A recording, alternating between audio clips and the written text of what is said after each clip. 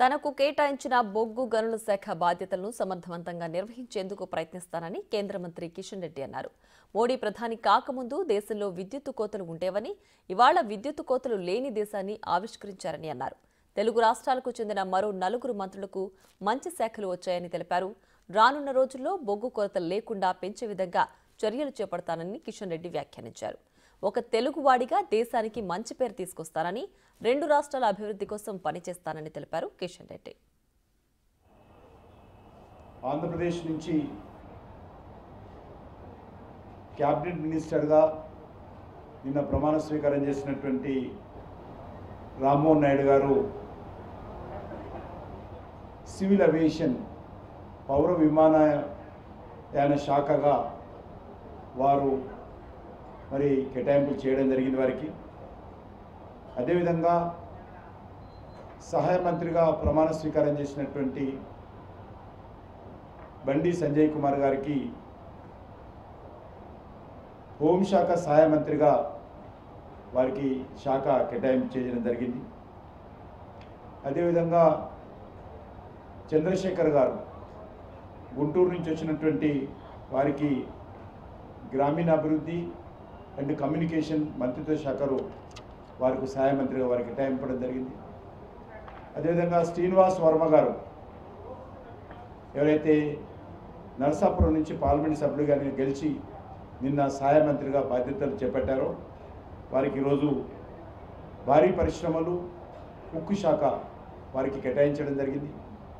అదేవిధంగా ప్రధానమంత్రి గారు నాకు కూడా ఈరోజు చేంజ్ చేసి కోల్ అండ్ మైన్స్ ఈ 2 మంత్రిత్వ శాఖలకు సంబంధించినటువంటి బాధ్యతలు, coal ministry and mines ministry, ఈ 2 మినిస్ట్రీలకు సంబంధించినటువంటి బాధ్యతలు నాకు అప్పగించడం జరిగింది.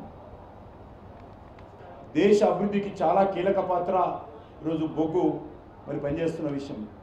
మరి ఈరోజు విద్యుత్ లేకపోతే దేశంలో ఏ కార్యక్రమం కూడా ముందుకు సాగదు. విద్యుత్ సరఫరా అంతరాయం లేకుండా విద్యుత్ డిమాండ్ మీటు కావాలంటే అదే స్థాయిలో మనకు కావాల్సినటువంటి బొగ్గును కూడా ఉత్పత్తి చేసుకోవాల్సిన అవసరం ఉంది. అనేక రకాలుగా ఇతర దేశాల నుంచి కూడా దిగుమతి చేసుకుంటున్నారు.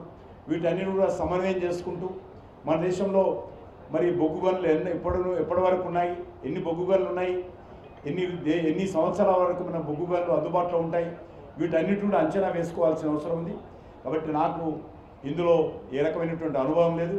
అయినప్పటికీ కూడా చాలా తొందరగా ఈ యొక్క మరి కోల్ మినిస్ట్రీకి సంబంధించినటువంటి విధి విధానాలు కావచ్చు, వాళ్ళు చేస్తున్నటువంటి కార్యక్రమాలు కావచ్చు, కోల్ ఇండియాలో పనిచేస్తున్నటువంటి లక్షలాది మంది కార్మికుల సంక్షేమం కావచ్చు, వీటన్నిటిపైన కూడా సమగ్రంగా అధ్యయనం చేసుకొని మేము నరేంద్ర మోడీ గారి యొక్క మార్గదర్శకంలో తప్పకుండా ఈ దేశానికి ఉపయోగపడేటువంటి కోల్ అండ్ మరి ఎనర్జీకి సంబంధించినటువంటి విషయంలో కావచ్చు, లేకపోతే మైన్స్ విషయంలో కావచ్చు సమర్థవంతంగా నిర్వర్తిస్తాను.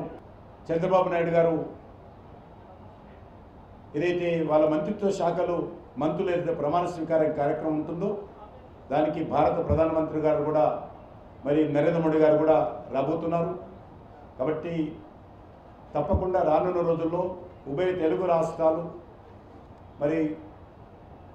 మరింత వేగవంతంగా, మరింత సమాంతరంగా ఇతర రాష్ట్రాలతో పోటీ పడే విధంగా భారతదేశం అభివృద్ధిలో కీలక పాత్ర పోషిస్తూ ఈ 2 రాష్ట్రాల అభివృద్ధి కోసము కేంద్ర ప్రభుత్వము మరి అన్ని రకాలుగా సహాయకారాలు అందిస్తుందని చెప్పి ఈ సందర్భంగా మనవి చేస్తూ మరొకసారి నా తరఫున తెలుగు ప్రజల తరఫున ప్రత్యేకంగా ప్రధానమంత్రి గారికి మరి ధన్యవాదాలు తెలియజేస్తా ఉన్నాను.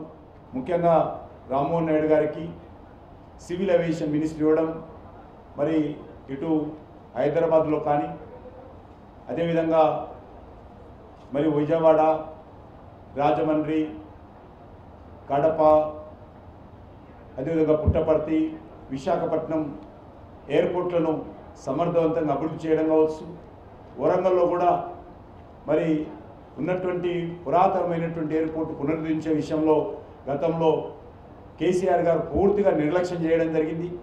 తప్పకుండా ఇప్పుడైనా సరే మరి ఆ యొక్క మన రాష్ట్రానికి సంబంధించి ఉభయ రాష్ట్రాలకు సంబంధించినటువంటి మంత్రి గారు వచ్చారు కాబట్టి తప్పకుండా తెలంగాణ ప్రభుత్వంతో మాట్లాడి వరంగల్లో కూడా ఎయిర్పోర్టు తొందరగా రావడం కోసము నా వంతు ప్రయత్నం కూడా నేను చేస్తానని చెప్పి ఈ సందర్భంగా మనయేస్తూ